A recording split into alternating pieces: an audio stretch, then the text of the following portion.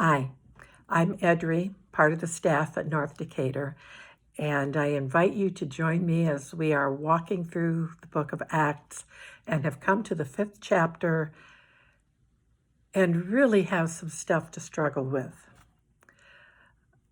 The next few verses that tell about Ananias and Sapphira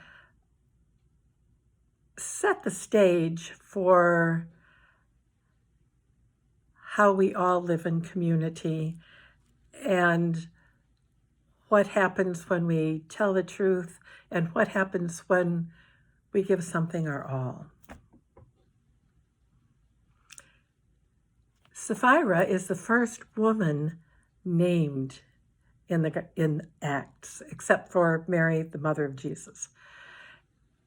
And this helps set the tone that women are important in this new group following Jesus, that women are going to be an active part of this ministry. So she gets a say in the sale of the family property and how that money is dispersed.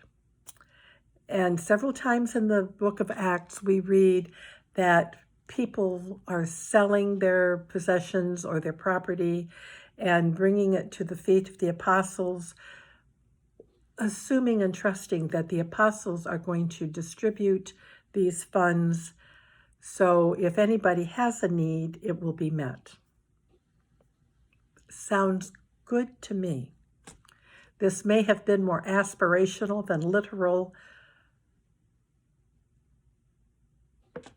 but it could have been literal. Those times were really hard, and Christians were persecuted, and they were sticking together. We also understand that instead of God dwelling in the temple anymore, that God is dwelling in humans, in the church.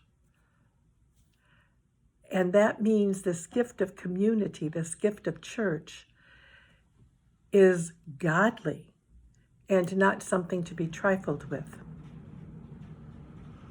So this husband and wife conspire to lie and to cheat. And they're not lying to themselves, but they're lying to the community, to the church. Here's the proceeds of what I sold. Not a part of it. This is all the money there is what Ananias says in the first few verses. And he struck dead. That's scary. And yet, I know if I lie to the community, if I do not take my role as a member of the community and hold that with integrity, that something in me dies because of that deceit.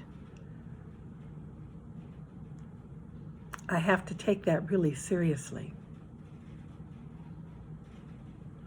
There's accountability and responsibility in being part of a community.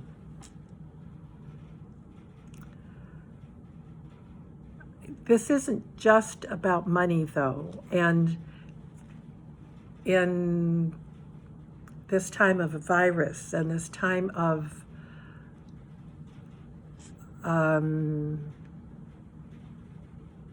riots and political upheaval, how we treat one another and how we hold one another tenderly and strongly in community, in church, is really important.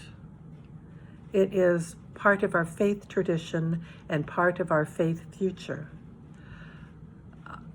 One of the ways I am holding our church community strongly and tenderly is signing up for an implicit bias training offered through the United Methodist Church along with the rest of staff and council members, so we can learn better how to be in community with persons of color and persons who don't look like ourselves. And that is a step in how we can guard the community, because we're taking a lot of hits in a lot of different places, as did the early church. And as God was dwelling with them, God is dwelling with us. Part of our dialogue may be how we are all working toward building that beloved community. And as you like and share us and this on Facebook, I would also like you to comment on how you can or will be part of making our community a more perfect place for God to dwell. It's a hard way to go, and there's no other way for us.